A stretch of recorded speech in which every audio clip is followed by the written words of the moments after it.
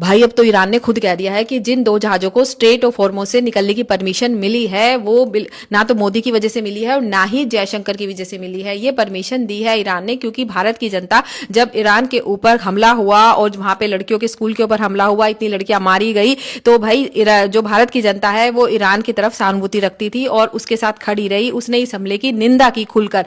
तो उनका कहना है कि जब ये भारत की जनता हमारी तरफ सहानुभूति दिखाती है तो हमारा जो सीना है वो चौड़ा हो जाता है और हम नहीं चाहते कि भारत की जनता अभी एलपीजी को लेकर परेशान है, उसको कोई दिक्कत हो। तो ये जो 2 शिप निकाले गए हैं, जहाज निकाले गए हैं, वो सिर्फ और सिर्फ भारत की जनता का कमाल है। भाई ये मत सोचो ये अंधभक्त जो कहते फिर रहे हैं कि भैया मोदी की कूटनीति है इसलिए ये सब हुआ। नहीं नहीं, उन्होंने तो खुले तौर पर बोल दिया है कि ये जो है भारत की जनता की वजह से हुआ। और वैसे भी हाँ, भारत के जो मुसलमान हैं उनके लिए जो खैमेनी साहब की जो मृत्यु हुई वो एक, क्योंकि वो उसको एक गुरु मानते हैं, धर्म गुरु मानते हैं, लेकिन मुसलमानों को अगर छोड़ भी दिया जाए तो हिंदू लोग भी ये जानते हैं कि ईरान जो है वो हमेशा से भारत का दोस्त रहा है, मित्र रहा है और ईरान ने टाइम टू टाइम जो है हमारे भारत की सहायता की है। अगर आप पास्ट में जाके देखेंगे हिस्ट्री में तो ये सब हुआ है। तो भाई इस वजह से इजाजत मिल गई है क्योंकि वो नहीं चाहते कि हमारे देश के लोग एलपीजी समस्या से जूझे। खैर, आप लोगों को, अंधभक्तों को यकीन तो आएगा नहीं, तो भाई पहले जो है ना ये वीडियो सुन ले, इंग्लिश में है। अगर आपको समझ में नहीं आएगा तो मैं आपको दोबारा से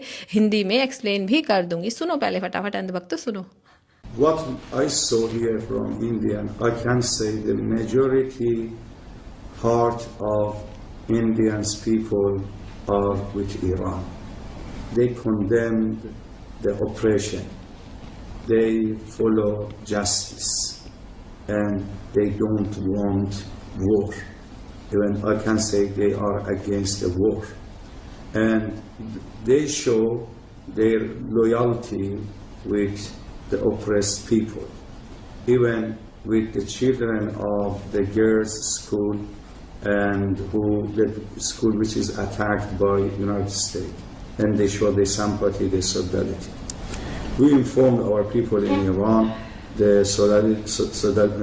sympathy and solidarity of our brothers and sisters in India, and we said that now also they are suffering